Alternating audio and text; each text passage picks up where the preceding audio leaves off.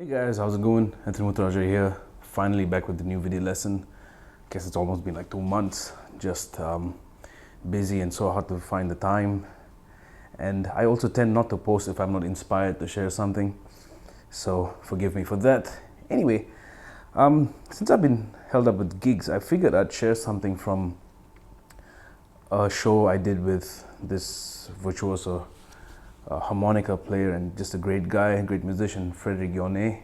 If you haven't heard of him, please check him out. He's just no words to describe him, to be honest. He's phenomenal and a great person.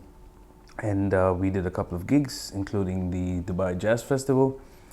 And it was one of those gigs where there's so much room to play a lot as a bass player or a drummer, as a rhythm section basically.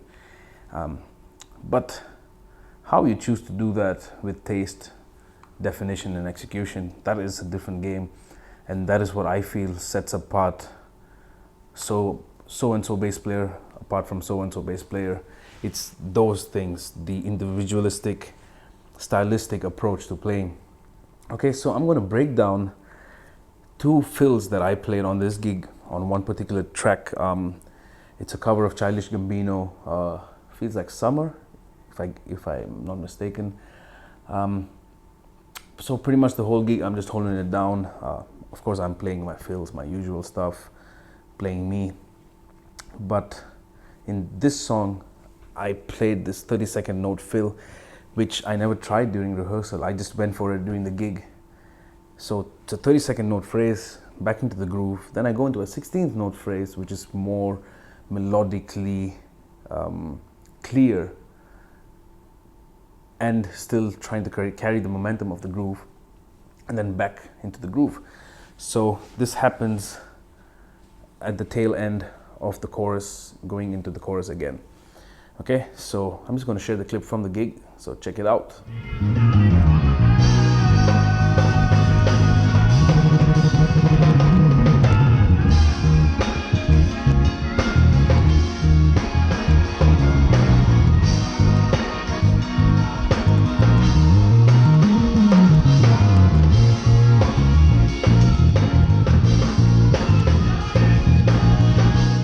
Alright, so we're in the key of E flat minor.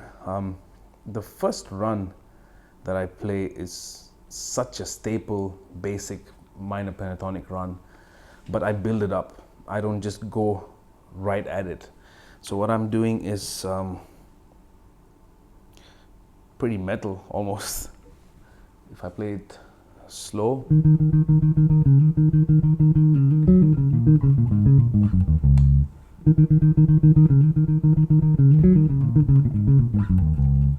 okay.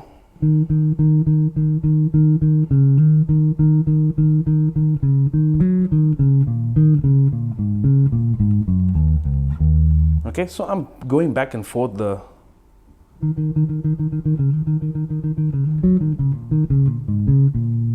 until I get here, and then I just go down the scale to resolve it back up to the E flat for the one chord.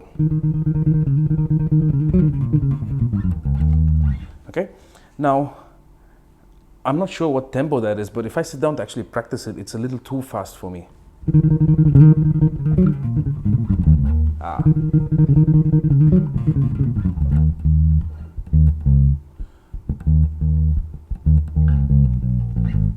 Okay, but the idea was that tension and release. That was what I was going for, and the drummer was also going for a 30-second note phrase, and I really wanted to get in on it.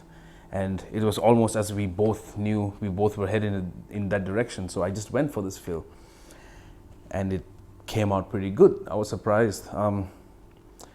But of course, that is why you sit down and practice all your stuff at home, just to be able to do this stuff on the gigs, so you don't have to think on the gig, oh my god, I need to play 30-second fill. No, you practice at home when you're in the situation where you have the room to play it. If it comes out, it comes out. If it doesn't, it's okay. Okay, so that is a 1-bar phrase. If this is your quarter note, boom. Okay, it's very much similar to a drum fill. That was the whole idea behind it when I was playing.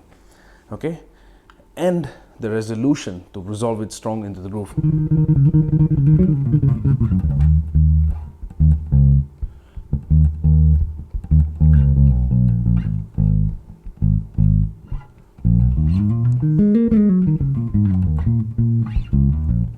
that's the second fill. Okay, very classic minor pentatonic with the 9 kind of sound. I did do a lesson on a Sheree Reed approach to bass fills, so I'm going to put that link in the description below for you to check out. I've talked about this pentatonic scale with the addition of the 9. Okay, so it goes from E flat minor for 2 bars to A flat minor 2 bars. Okay, then I do a climb down. Da, da, da, da, da, da, da. Boom, boom, boom, boom, boom. Okay, and then a pickup note B flat. 1, 2, 3, 4. Okay, B flat B, E flat, A flat, B flat B. Then I go up to the B flat, slide down to the A flat, and down the E flat minor pentatonic scale to the B flat minor chord without the talking.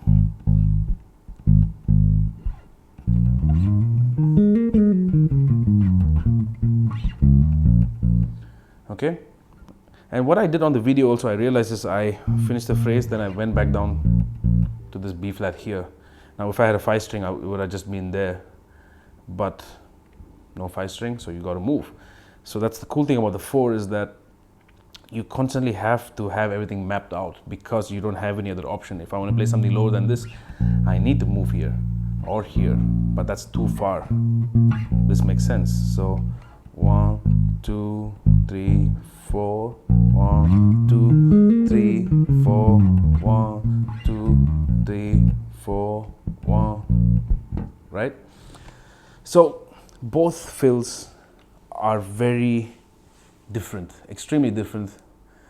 They give you different vibes, but they both have the same intensity, which is just to drive the groove, to drive the feeling of the music. One is busy and the other is more relaxed, but still pumping. Okay, so I'm going to try to play those few bars and see if I can do it at speed. 1, 2, 3, 4.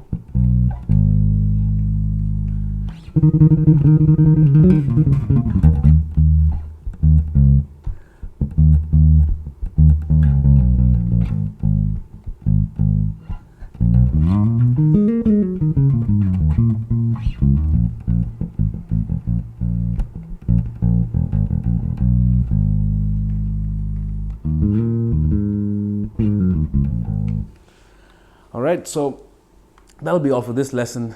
This is just to get you thinking how to approach playing gigs, little by little, step by step.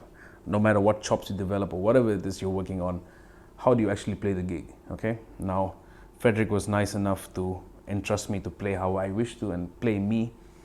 So that's nice, but then there are situations where you would have people who wouldn't want you to do this kind of thing. So it all depends on the gig, right? But the idea is to be prepared in any situation to be able to play anything. Cool, I hope you get something out of this, and I will see you guys with the next lesson hopefully soon. Until then, I'll see you in the shed. Peace.